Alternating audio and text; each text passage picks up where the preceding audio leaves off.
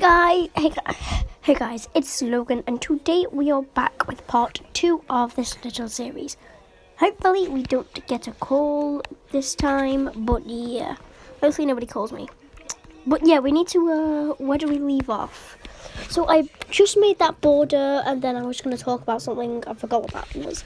But I guess we're going to do something else. Let's start off with the war. Oh my god, wait a second, what am I supposed to do here? I forgot what I do. Yeah, I shade you red, and then I shade Ukraine in blue, and then I enter you, and then I turn on that. Okay, right. So obviously Ukraine's going to win this war, but how fast is the answer?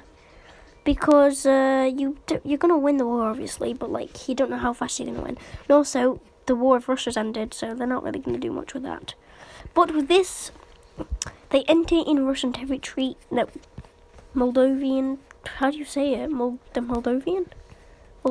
Moldova. Shouldn't say Moldova territory, and they take it over. So what will happen to little Moldova here? It's not gonna. Nothing pretty. We don't have pretty stuff here. Only destructive stuff. But yeah. So basically Ukraine just annexes Moldova. It's too small. Wait, what? Why isn't it going? Oh, the wrong layer. But yeah, Moldova just annexes. No, Ukraine annexes all of Moldova. So what? Ukraine's still not powerful enough to fight Russia. But yeah, I'm also planning to add a new thing, trade routes. So we could have like a new layer. So let's put a new layer. I don't know if I'll have to watch that. No, I won't. Then we'll shade it in with green, and then we'll do trades. So the British are trading with them, and these guys, and Spain are trading with them. Trading there as well. No, yeah, they're trading into there. Then I should probably just draw it from the border. They are trading there. Then they are also trading into Britain, kind of deep into Wales. Ukraine's the only one on their own right now, technically. Because, I mean, Ukraine, they're not isolated. They have a lot of neighbours. But out of anybody, they're not in any, like, I don't think, in this universe, they're not in NATO. So we can say that they're officially definitely not in NATO since Russia had to surrender in this universe. So they're 100% not in NATO. But, like, I don't really know where to put them. I might make an alliance map, and that'll come in handy later, and you guys will see why. But, okay, right, let's get all this out of the way. And then, so basically, this is the Baltic. Oh, I forgot what this place is called. It's Estonia, somewhere else, and somewhere, Lithuania. No, Lithuania's in here. But they all decide, let's unite. Oh, I drew it all on the wrong layer. Okay. Well, technically, these guys are only having small minor conflicts, so their borders haven't changed that much, we can just say. But yeah, so I'm not gonna. If you're coloured in, you have at least trade. If you're coloured in, then you'll be important later. If you're not coloured in now, you'll probably be important very far. Nope, still the wrong way. But yeah, you'll probably be important in a very long time. Because I'm planning to run the series on multiple different episodes, but I want to see how well it does first. And also my Minecraft, Logan's Private World, is also on hold for now. Because I'm trying to work, I have to go back to school, so there's not really much time to record videos. And yeah, there's just a lot of stuff going on IRL right now, so yeah. These guys will be important quite in I'm going to say episode 4, hopefully. I just know that they have to be important eventually. But also Poland and Germany fight back at it again. So let's see what's going on here. First of all, we should probably draw who supports who.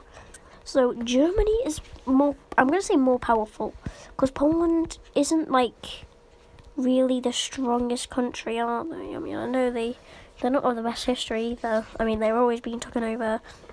But I can safely say that this Baltic, I think this is actually the Baltics, are on Poland's side. And also so is Ukraine. and a couple of these guys. So they're all offering aid, which could mean Germany would get quite mad. But they don't have to, because Spain is on their team, so is the UK, and also this little French rebellion. Now, France might actually get into the war. Okay, alright, this is like the aid map mode, so let's just do that and just get into the war. So now that we know who's aiding these guys, it's better to understand what's going to happen in the war. So since only a couple, so since this Baltic Empire, I'm going to say Empire, Ukraine, they're still called Ukraine, and basically just Czechoslovakia, I'm calling this Czechoslovakia, I don't care what you say. Yeah, they're not the best team, rather than the UK, this French rebellion, and Spain, which are newly forming empires, except for the UK. But they might, something might happen. But they, alright, and now the war begins. Germany pushes, I was gonna say deep, but this isn't that deep really, is it? But Germany pushes a bit far, into Poland, and then they reorganize their divisions, which, when Poland reorganizes, which screws up Germany, because they have like all their artillery. Polish tanks and stuff are all on this border, while their infantry and everything else is all here. So Poland's got their divisions all sorted. So since Poland has pushed through a German defence line, they are now going to have to fight in trenches again, because the Germans have dug deep trenches in the ground, and the Polish decide, hey, can we go through your territory, please? And they say yes. So they can move their troops a little bit faster rather than having to go like boom, boom, boom. And then, yeah, it's just easier to go through one country than an active fighting zone. But the German citizens aren't happy that the Polish are actually invading. So they could be a little rebel soon in Poland, Germany.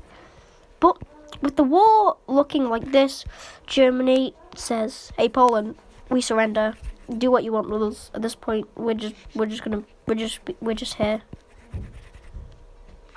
So let's change the, oh my god, I'm gonna leave the map editing in last time, but that took me a little bit to cut it all out. So yeah, basically this border is obliterated, and here comes the new border. So okay, alright, we need to set you back to not 1,000, we need to set you to 3. That's like the best border thickness.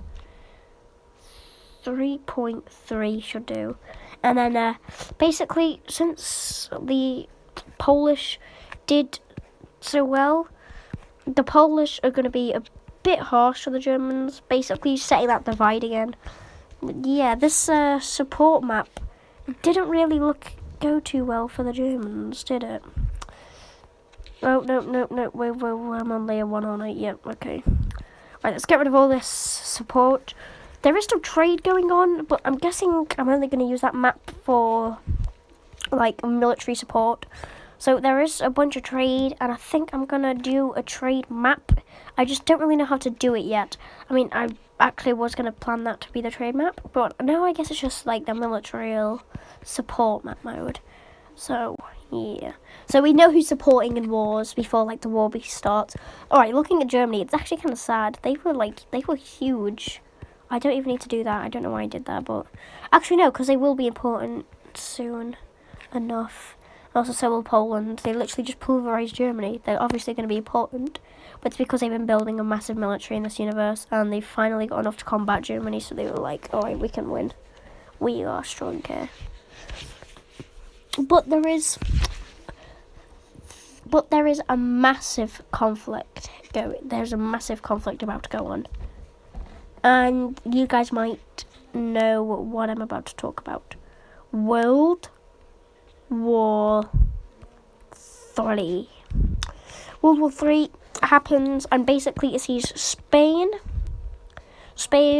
Germany, and this French rebellion going up against, right now anyways, those guys are going up against the French, the Polish, the Baltic Empire, and the British. But the British don't join yet. But I will colour in the British. Like, I will I'll draw the British outline so it's a lot easier to colour them in. I know it's going to be a bit crap, but I'm working on a very small map, so you can't expect the best borders, really.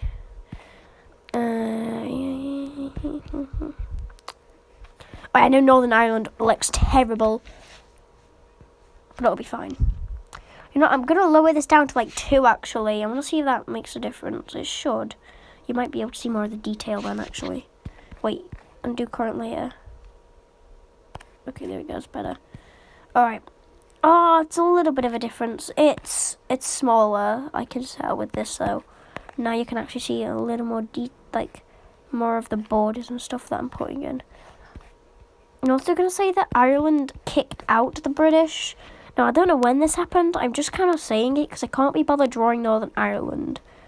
So, the British, the Irish own Northern Ireland now. It's not a surprise, really. It's probably going to happen eventually. But yeah, the British have now lost Northern Ireland, and now I just need to fill them in. Alright, so this is the war map. And as you can already tell, the more powerful side is these guys. These guys have been trading for a while, and they have a lot of military. But also, the military support map isn't really going to favour for these guys either. Most of them are keeping their military, except for these guys who have taken a plane route through there. So, and also sometimes they'll go through there, but they'll be shot down, so I'm not going to draw that as an official line. But also sometimes the British will send down troops there, but that's not really that important. If you guys want, this is the map. And now the map is not here. But yeah, basically it's not going to go good for in the beginning. Oh, why do I keep on doing this? But yeah, it's not going to be going good in the beginning. So the first thing that happens is the invasion of France. Now, France is fighting on a 2-front war. They have Germany and they have these two to deal with. Now, Germany starts pulling out some of their troops, though, because they need to focus on Poland, as they discovered last time they tried to fight on 2 fronts. Because the Eastern Front was always the most chaotic in World War II, and I kind of want that to change with the Western Front, so the Western Front will be more chaotic, because the Western Front already has more countries, and also Belgium, Netherlands, Denmark, Luxembourg is gone, probably might make a comeback, I'm gonna say, but basically Germany pulverizes through the Polish, because this war was very unexpected actually. It's just the Germans, it's the Germans allying to these guys, and then France declaring war on them when they had an alliance with Britain and also Poland and also the Baltics. So that doesn't really make it easier. But and then the Baltics are like, hey Poland, we're going to send in as many troops as possible. They open up 3 different trade routes. So this is the trade map still, but yeah, they are sending more and more troops, meaning that the German war kind of slows down a bit. Because the Baltics aren't really the strongest, but it's certainly something, especially since the Polish have also reorganised the divisions. But this time the infantry's here, tanks are up here, because there's more infantry and... No, there's more infantry here. More infantry here and just artillery and stuff here. So the Germans aren't really making an expansive here or here. So they're not really going far, you can just say that. But also the invasion of the Baltics also started, where some bits started to sing their way to freedom, and then they all joined Germany. So, and also, that means these guys are kind of on their own, they're kind of isolated. Because nobody can send over planes, because they'll be shot down by Germans. So, that's not good. Also, France, just looking chaotic. This area surrendered and joined the Germans. And then the downfall of France is the worst bit. But yeah, they instantly conquer France. The war over here is not going great. But also, there's a battle of Britain too that happens. This time it actually sees more success. Because there's 3 different types of planes that are all entering Britain. And the Spanish one here... and the French rebellion one here landed. But the other ones, they were very unsuccessful. So the British are fighting on land and also the sea. They have to defend off the Germans. But yeah, so basically Scotland is cut off from its main territory and Scotland slowly falls. By slowly, I mean, once the mountainy bits are all gone, the Germans just rained hell. But no, these are the Spanish, right? Yeah. Both forces finally united, leaving London right there, I think, completely surrounded. And the USA won't join the war. Georgia won't join the war. Nobody else will join the war. But will nobody else join the war? I mean, Ukraine's ready for a war, and also they are right on that German-Belgium front, so they can just aid them quick. So everybody was like, come on, Ukraine, please, please, we're all going to die. Ukraine, please help. So, of course, Ukraine was like, all right, we'll help you. We'll help you this time. Maybe not next time. Maybe in World War IV. Maybe it should be better to us. But also, Belarus decides to join because Belarus has had a massive rebellion, and Belarus is like, all right, we need to calm down. And also, the rebellion was against Russia. That's why, yeah. So this time, so now, and also, some of these lines have actually closed. So this one definitely has. I know this one definitely has. All these lines of sharing military have closed. They're all just trying to defend their own land. Sometimes some soldiers will come help, but it's not like an official route. And also the British have cut off trade. Have cut off like selling stuff to France. Also, so has Poland. Well, this bit's not even Polish anymore, so I don't know why it's still there.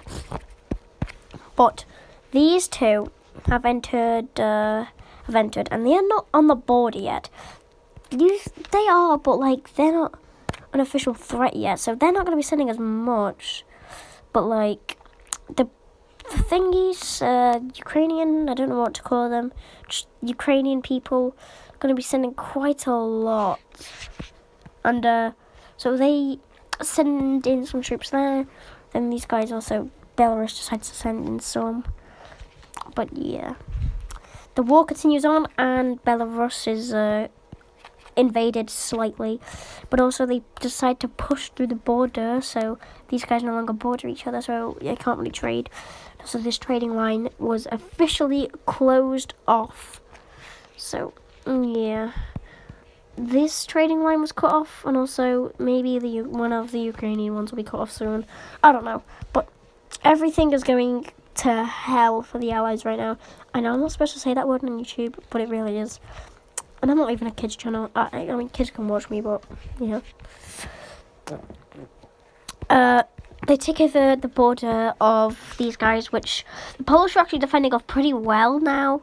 Like, the Germans haven't really expanded deeper. And then also, the British have also kind of pushed back and also paid, paid £10 million in support for a French rebellion, which is successful and begins rampaging through all these guys. And then, Britain continues on the war, going all the way up and back to Scotland. So they now are in Wales. They also just recently got this bit in Scotland, so they're in Wales, Scotland, and in mainland England. They also decide to help out the French with a naval invasion here. And this World War is definitely shorter. We're only 1 year into it so far. But also, Belarus also starts pushing back, meaning that old route for soldiers to go support each other is back open now. Don't really know what you'd call that, but yeah. Then military support, basically, and then Belarus helps the Baltic Empire to destroy them. Then all these guys' forces are focused into Poland and also a bit on the naval side. So they enter here, then they push down here, separating these guys, and they've also blockaded all of this lake. And then, so the Germans can't get to this area anymore, and these guys won't allow them to go through. So the Germans have one idea, and that's invade them. But this military is being chomped, so there's no point. That military will already be, gone. But they were pushed up into the coast, and these military actually managed to get through the blockade and make it to mainland Germany. But at this point, there's no point. I mean, all your borders are being squished. Right, now it is officially year 2 of this war. And by year 2, France... Oh my god, wait, what am I on? Safari, okay. France has fully gotten all of its territory back. Not just a little bit, all. Then also Britain started to push the Germans and Spanish and French rebellion. I'm just going to call them Red France, because I can only think of Red Russia whenever I bring them up. So they are Red France. And the borders are looking like how they did in the beginning of the war. But this time, borders are going to change a lot. And by that, I mean, these guys are actually going to finally invade something. And they... First bit to be invaded is the lower bit of Germany. Because like I said earlier, they'd actually swapped their divisions around again, and now the artillery, tanks, basically just main mechanical stuff is all here, while the infantry is here, so it'll take a little bit longer. But the only reason the artillery, tanks, the mechanical division is here, basically, is because there's only infantry here and there's more mechanical stuff here. So they can engulf them, they can just do a bunch of damage, which they end up doing. Now, obviously, Berlin has already been taken over. I was about to say Berlin collapsed, but it collapsed a long time ago. But at this point, this bit of Germany surrenders, and all of that is gone. And then the rest is just a massive downfall with every single troop from every single country all just collecting land from these two rebellions. But obviously France wants this guy back, so Red France will be fully occupied for now, and then Spain will be almost killed off. Basically their capital is done and they are in Portuguese territory now, and they're just like, alright, we surrender. So I'm gonna end part 2 after we draw up these borders. I want you guys to see how long it actually takes to draw all these borders, because it's so annoying. Okay, alright. This trade map won't make sense anymore as well, so I'll just get rid of all this trade. Well, I mean, obviously the routes are still going up, but yeah. Guys, I'm back. I'm drawing this map, and I know these two countries are the same colour, but this is Belarus territory. This is Germany. Don't get them confused in the future. But basically, what I kind of realised happening was these guys aren't on the front line. So what would they get if they even contributed in a war? And I was like, I know, Spanish territory. So here we have Ukraine's territory, which is kind of in the middle because they didn't do much, as well with Belarus. I mean, I know they supplied and helped push them out, but they only really supplied, and the Baltic Empire was in since the beginning. Portugal got their independence. Britain got this, and I also know that Britain looks disgusting. I can't change that. I'm sorry. But and then also France got basically all their old territory back. Also annexed the rebellion. And yes, Spain is very crumbled. Germany is. And there was only one member out of the German Pact, which I'm going to call it, that was eliminated, and that was the French Rebellion. I mean, yeah, surely. I've got some plans for Spain now that I look at this, actually. I don't plan anything that happens as well. I kind of just work with it, how it goes. So, yeah, right now, this will do. But hope you guys like part 3, because I actually might write a script for part 3. Maybe not, because it's mapping, but I just think a script would be a good idea. Oh, and also, I'm still going to use I'm also still going to use blue and red to fight for them to fight each other. So yeah, well anyways, I will see you all next time. Goodbye.